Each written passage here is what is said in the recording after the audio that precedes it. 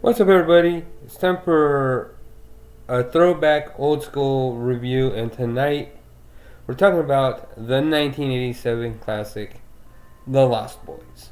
That's right, we're finally talking about my favorite movie, and I cannot say how much I love this movie enough. Now, if you know me, I always say that The Thing and The Lost Boys competes for my favorite movie of all time. But here lately, I don't know, just The Thing has kind of lost some of its, you know, je ne sais quoi, as they would say. And I kind of feel myself liking In the Mouth of Madness a lot more than I do The Thing. Which, both are great movies, don't get me wrong, but I think Carpenter does more with In the Mouth of Madness and the practical effects there than he does The Thing. But that's a whole nother video. Tonight we're talking about The Lost Boys, the vampire movie that made vampires being cool. Now, you had Kiefer Sutherland as David. You had Jason Patric as Michael. You had Corey Haim as Sam. And this was the first two Corey's movie. Because you had Corey Feldman as one of the Frog brothers as well. And it also starred Alex Winter, who went on to become Bill, Bill and Ted and the Bill and Ted franchise with Keanu Reeves as Ted. But this movie is cheesy goodness and an absolute mix of new and old vampiric lore. You know, the whole don't ever invite a vampire into your house lore, and holy water and garlic, and they roll it all into one in this movie. And that's, there's so many references to everything in pop culture and TV and everything in this movie, and that's one of the main reasons why I love it.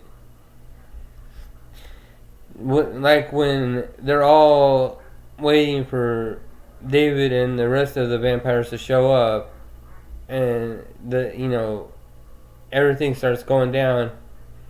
The Frog Brothers and Sam are all huddled in their room with Laddie, and when Laddie starts to change, you get the holy shit, it's the Attack of Eddie Munster reference. And I, as a Munsters fan, I love all that kind of stuff. And you cannot help but not love this movie. I love that, in this movie, the vampires didn't have coffins. The cave where they first got Michael to drink blood is the coffin, and I thought that was rather clever and rather unique. I was like, well done, well done, because what is the rule of a pack of vampires? You never actually really seen that in any of the vampire movies throughout history. I mean, with the exception of the Brides of Dracula, you never really have seen a a quote unquote group of vampires that was always on the hunt for new recruits and wanted to bring outsiders into their fold. So that is one of the main reasons why I like this story. It was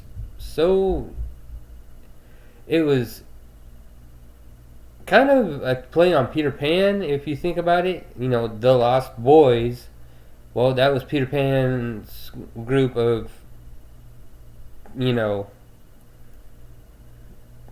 followers, and the Peter Pan movie was The Lost Boys. If you think about it, the Lost Boys never grow old.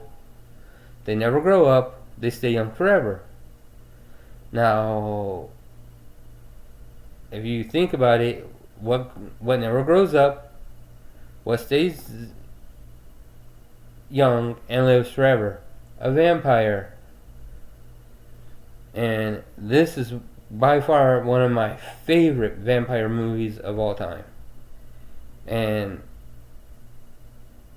if this is to me, this is the 10 out of 10 for vampire movies. I'm ranking it that high. Just from the story to the characters, you actually like these characters. Even David and Max and Grandpa, and you get invested in these characters, and that is something rare nowadays, that you have a group dynamic of characters that you actually get invested in, and having a kick-ass soundtrack like the one for this movie doesn't hurt either. So yes, I'm going to give The Lost Boys a 10 out of 10. And I know I can hear my friend Martin, or aka Anthropomantic King, going, what about Interview with the Vampire? Don't worry, Martin, I'm going to be doing that movie next. I cannot do The Lost Boys and not do Interview with the Vampire and Queen of the Damned. If I'm going to do one, I gotta do all three, because all three I love in different ways. So this is my official rank, me calling my shot. The Lost Boys is my favorite movie of all time.